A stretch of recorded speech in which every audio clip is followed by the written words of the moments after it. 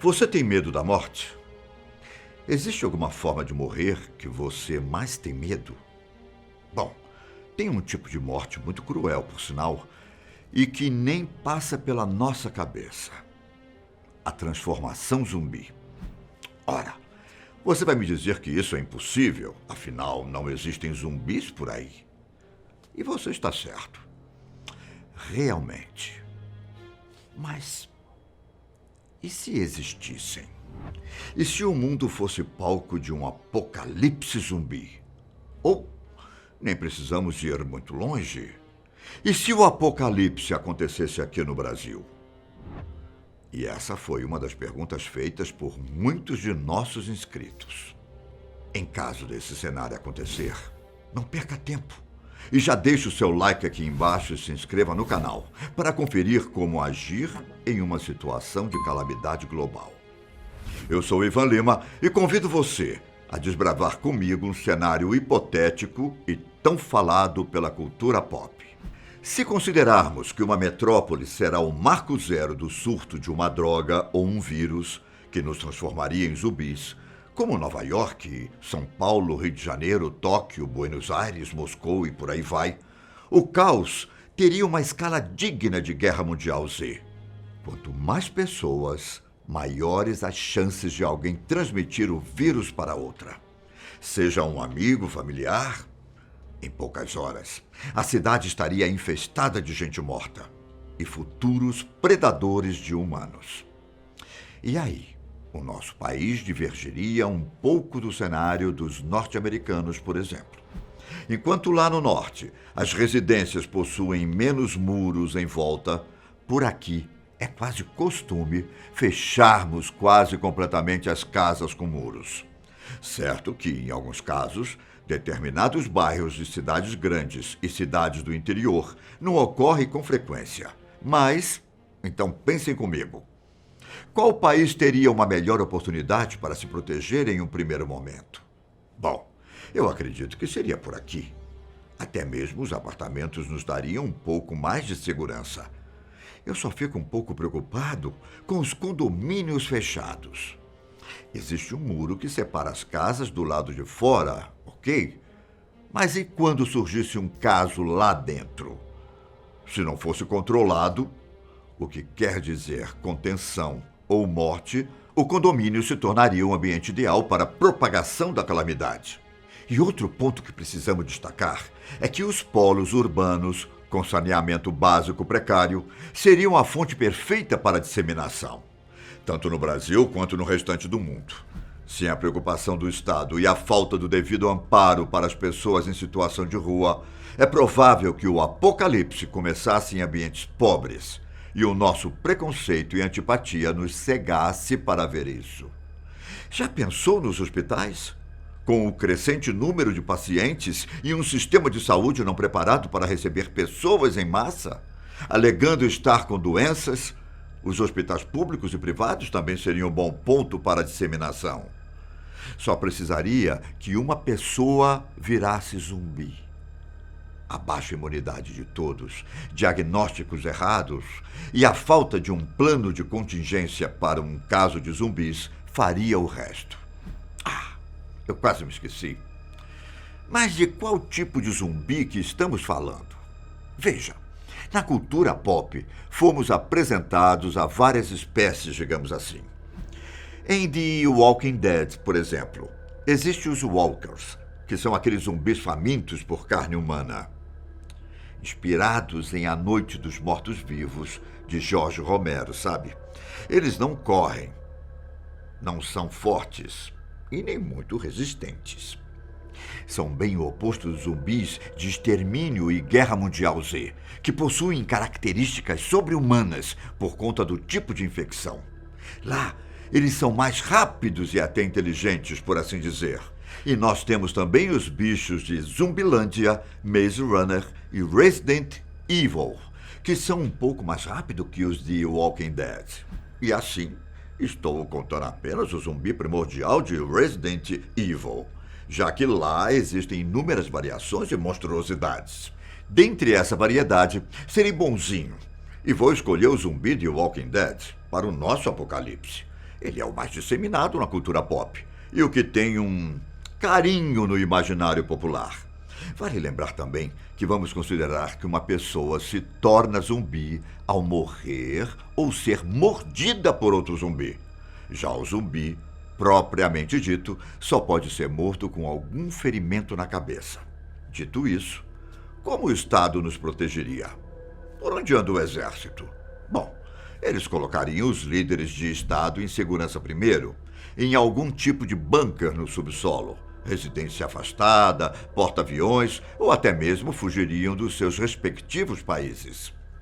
Por aqui, nossas Forças Armadas possuem quase aproximadamente 340 mil soldados e um grande número de recursos.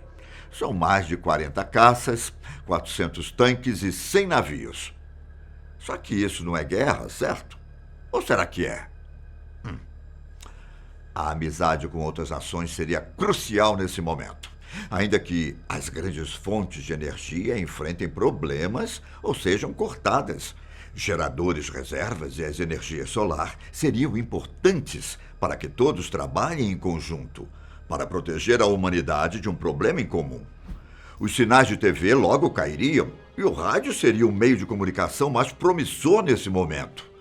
Enquanto as polícias regionais estariam a postos para tentar conter o máximo possível a dispersão, cientistas formariam grupos para identificar e tentar tratar o vetor responsável pelos zumbis. Cada sucesso de pesquisa seria crucial para achar a solução, algo que impedisse que as pessoas se transformassem em zumbis. Aqui, consideramos que não há uma forma de reverter o processo de zumbificação em quem já se transformou. O ataque contra os grandes centros tomados pela praga teria que ser rápido. Não há tempo para deixar o problema se espalhar. Enquanto isso, pessoas sem abrigo seriam levadas para zonas de quarentena, onde o monitoramento seria constante e os testes direto em humanos para encontrar uma cura seriam comuns. Se esses passos forem seguidos, de acordo com o CONOP 8888, um projeto de contingência do Pentágono, em caso de um apocalipse zumbi, a maioria dos zumbis teria sido neutralizada em um prazo de 40 dias. Nesse meio tempo, se você não conseguir se manter em casa ou em um abrigo, por falta de comida ou mesmo problemas no lugar, você deve se atentar a algumas regiões para fugir. Se você tiver ido embora dos grandes centros urbanos para regiões periféricas, fique atento. Dentro de um mês, talvez seja melhor você retornar de onde saiu. De acordo com um estudo da Universidade de Cornell, em Nova York, as metrópoles tornam-se mais seguras com o passar do tempo. Já as áreas periféricas, para onde você fugiu, terão o perigo mais eminente, devido à dispersão dos zumbis. Aqui no Brasil, nós perceberemos uma migração em massa das cidades costeiras para o oeste, noroeste e sudoeste do país. Só que isso não seria a salvação. Faça as contas comigo.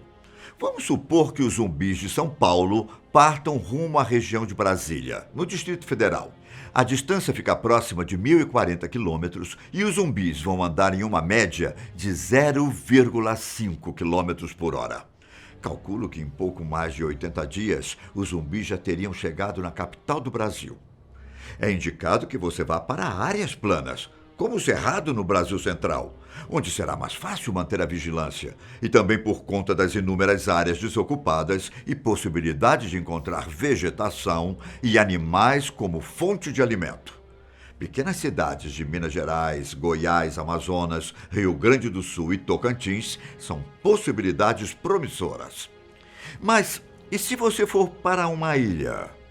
A ideia é boa, se você tiver suprimentos para durar muito tempo.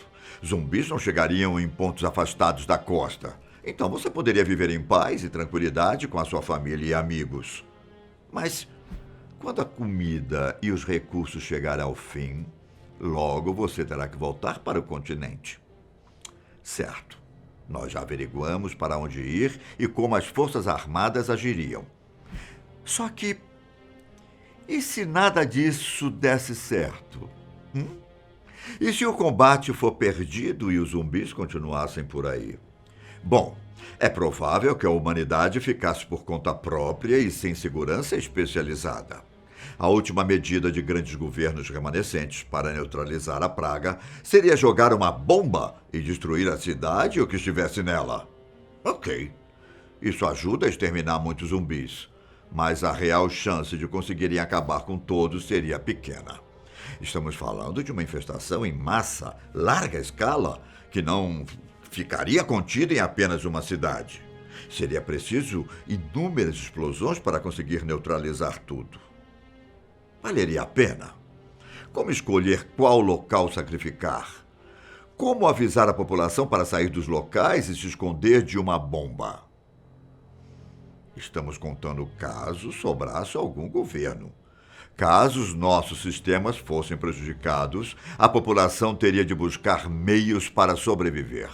Nos primeiros meses, veríamos uma grande migração em busca de locais seguros. Grupos perderiam membros, entrariam em combate com outros grupos e o caos tomaria conta. Violência e a pior face das pessoas ficaria à mostra para conseguirem sobreviver. Quando finalmente acabassem os conflitos, novas formas de cidades começariam a crescer. A locomoção via automóveis teria sido trocada em prol da locomoção animal e a energia solar seria o meio mais prático e seguro para continuar com eletricidade nos povoados. E o mais bizarro de tudo era que, em um ano, já teríamos nos acostumado com os zumbis e matá-los seria fácil. Em menos de 5 anos, é provável que a situação do planeta esteja estável, mas completamente diferente do que conhecemos hoje. As grandes cidades abandonadas seriam um ponto interessante para investir em moradias e uma nova geração caminharia sobre a Terra. Os nascidos no Apocalipse. Eles não conheceriam cinema, parque de diversões, tecnologia de ponta, inúmeros esportes e muito menos uma vida sem a preocupação de saber como matar o zumbi. Uma coisa eu posso garantir: dificilmente a humanidade seria extinta. Deixe nos comentários se você está pronto para um apocalipse zumbi e se tem algum cenário hipotético que você gostaria de conhecer. Até a próxima.